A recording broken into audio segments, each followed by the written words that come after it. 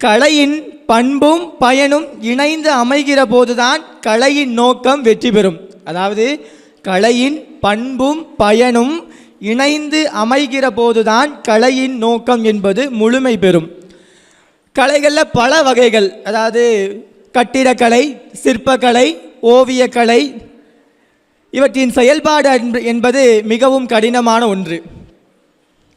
மனித நாகரிகத்தின் வளர்ச்சி நிலையை கலைகளின் வெளிப்பாடு அப்படின்னு சொல்கிறாங்க.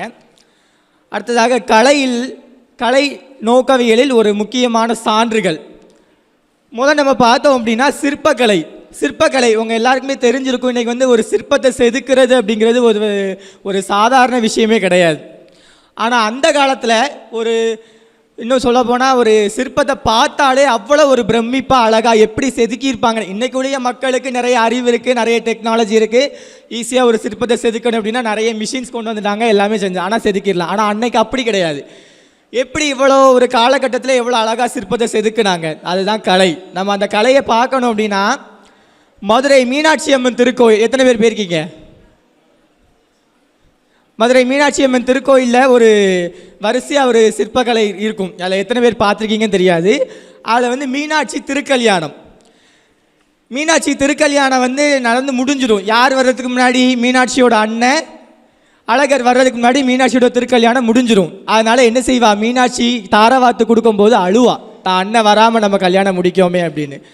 அந்த அழுகையில் வர்ற கண்ணீரை கூட ரொம்ப அழகாக அந்த சிற்பத்தில் செதுக்கியிருப்பாங்க. எத்தனை பேர் பார்த்துருக்கீங்கன்னு தெரியாது.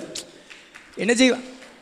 கைப்பிடிச்சு கொடுக்காங்க சொக்கநாதர் கையில், கொடுத்த உடனே அழுவுறா, தான் அண்ணன் வராமல் நம்ம கல்யாணம் முடிக்கோமே அப்படின்னு அழுவுறா. அந்த கண்ணீர் கூட அந்த சிற்பத்தில் தெரியும். அடுத்ததாக பார்த்தீங்கன்னா திருச்செங்கோடில் அர்த்தநாரீஸ்வரத்துக்கு திருக்கோயில் ஒன்று உண்டு. எத்தனை பேர் போயிருக்கீங்க இங்கே?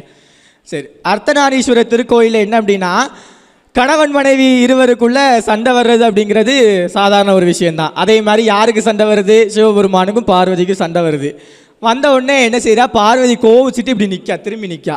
நின்ன உடனே சிவபெருமான் என்ன பண்ணுறாரு? கண்ணத்தை போய் இப்படி தாங்குறாரு தன்னோட மனைவியை, கோவப்படாதமான். அதை ஒரே கல் அழகாக செதுக்கி அந்த திருச்செங்கோடில் வச்சுருப்பாங்க.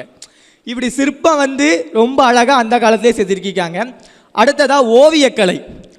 ஓவியம் வரையப்பட்ட இடங்கள் சித்திரக்கூடம், சித்திர மாடம் அப்படின்னு ரொம்ப அற்புதமாக அழைக்கப்பட்டுச்சு.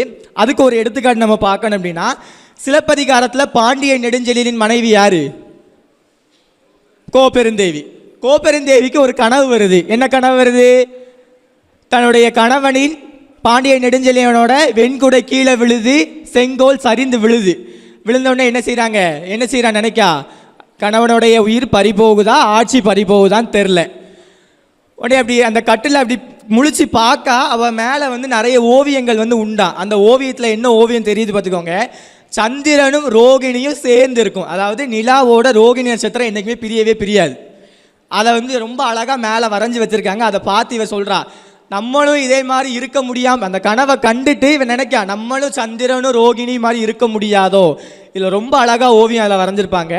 அடுத்த ஓவியம் நம்ம பார்த்தோம்னா திருச்சி ஸ்ரீரங்கநாதர் திருக்கோவில். அந்த திருக்கோவிலில் ஒரு ஓவியம் வரைஞ்சிருப்பாங்க. இதை என்ன அப்படின்னா கிருஷ்ண பரமாத்மாவுக்கு ஒரு ஓவியம் இருக்கும், குழந்தை கண்ணன். அந்த குழந்தை கண்ணன் மேலே ஒரு ஆயர் மகள் என்ன பண்ணுறான்னா தீராத காதல் கொள்றா. காதல் கொண்ட உடனே என்ன செய்யறா? அவ்வளோ அழகாக அந்த கண்ண பரமாத்மாவை ரசித்து பார்த்த உடனே பார்த்துட்டு இருக்க சொல்லையே அந்த பிள்ளையோட ஆடை பறந்து போகுது. அது கூட தெரியாமல் கிருஷ்ண பரமாத்மா மேலே அவ்வளோ காதல் கொண்டு நிற்கா. ஆடை பறந்ததும் இவ தோழி என்ன பண்ணுறா? ஐயோ நம்ம தோழியோட மானம் பறி போகுதேன்னு சொல்லிட்டு இவ போய் மறைக்கா. அதை கொண்டு அவ்வளோ அழகாக அந்த ஓவியத்தில் வரைஞ்சிருப்பாங்க. அடுத்ததா இசை. எத்தனை பேருக்கு இசை பிடிக்கும்? இசைக்கலையோட வெளிப்பாடு அப்படின்னா பாடல். 2 பாட்டு நான் எடுத்துக்காட்டு சொல்லிட்டு என்னோட உரையை முடிச்சுக்கிறேன். முதல் பாட்டு என்ன அப்படின்னா இந்த காலத்தில் பாட்டு அப்படிங்கிறது ரொம்ப கேலிக்குரியதாகவும் ரொம்ப என்ன சொல்கிறது, பாட்டு நல்லாவே இருக்காது. ஆனால் அற்காலத்தில் பாட்டு ரொம்ப அழகாக எழுதியிருக்காங்க. முதல் பாட்டு என்ன அப்படின்னா கவிப்பேரரசு வைரமுத்தை தவிர வேறு பாட்டு இப்படிலாம் எழுத முடியுமா அப்படிங்கிறது கொஞ்சம் இதுதான். ஸ்நேகிதியை படம் எத்தனை பேர் பார்த்துருக்கீங்க? ஸ்நேகிதியே அந்த படத்தில் ஒரு பாட்டு வரும் தெரியுமா? ராதை மனதில். அந்த பாட்டில் ஒரு வரி வரும். நான் சொல்கிறேன், முடிக்கீங்களான்னு பார்ப்போம். கொள்ளை நிலவடிக்கும் வெள்ளை ராத்திரியில் ராதை நடக்கின்றாள் மூங்கில் காட்டில் ஒரு கானம் கசிந்ததும் மூச்சு வாங்கி உரைகின்றாள். பாடல் வந்தவழி ஆடை பறந்ததையும் பாவை மறந்து தொலைத்தால் நெஞ்சை மூடிக்கொள்ள ஆடை வேண்டும் என்று என்ன பண்றா? நிலவின் ஒளியை இழுத்தாள். எவ்வளவு அழகா கவிஞர் வைரமுத்து எழுதியிருக்காரு பாருங்க. இதுதான் அவருடைய கலைநயம். இந்த கலைநயத்தை வந்து நம்ம ரசிக்கணும். அடுத்த ரெண்டாவது பாட்டு, மின்னலை படம் யாரெல்லாம் பார்த்துருக்கா? மின்னலை படத்தில் ஒரு பாட்டு வருது தெரியுமா? என்ன பாட்டு? வசீகரா. அந்த பாட்டில் ஒரு லைன் வரும் தெரியுமா? யாரேனும் காதல் அவ்வளோ அழகாக சொல்கிறாரு. தாமரைங்கிற ஒரு கவிஞர் வந்து என்ன சொல்கிறாரு? காதல் என்னும் யாரேனும் மணி கேட்டால் அதை சொல்லக்கூட தெரியாது, காதல் என்னும் முடிவெளியில் கடிகார நேரம் கூட தெரியாது. ரொம்ப அழகாக காதலை சொல்கிறாங்க. இதுதான் கலை. கலைநயத்தை வந்து நாம் ரொம்ப வந்து நோக்கணும்.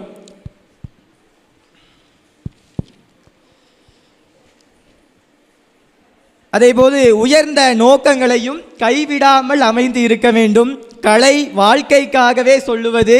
வாழ்க்கை உணர்வுகளோடு நேர்த்திகளுக்கு அதனுடைய கலையில் நேர்த்திகள் அனுசரணை அல்லது துணையாக இருக்கும். கலை வந்து என்றைக்குமே நம்ம வந்து ரசிக்கணும். ஒவ்வொரு விஷயத்தை நம்ம பார்க்கச்சில வந்து அது வந்து கலைநயம் இல்லாமல் இருக்கவே இருக்காது.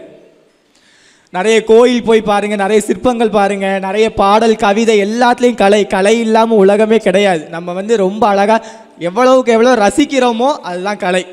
அதனால் கலை நாம் வாழ்க்கையில் புரிந்து கொண்டு மிக அற்புதமாக நோக்க வேண்டும் என்று கூறி எனக்கு வாய்ப்பளித்த நல்லுள்ளங்களுக்கு நன்றி பாராட்டி விடைபெறுகின்றேன்.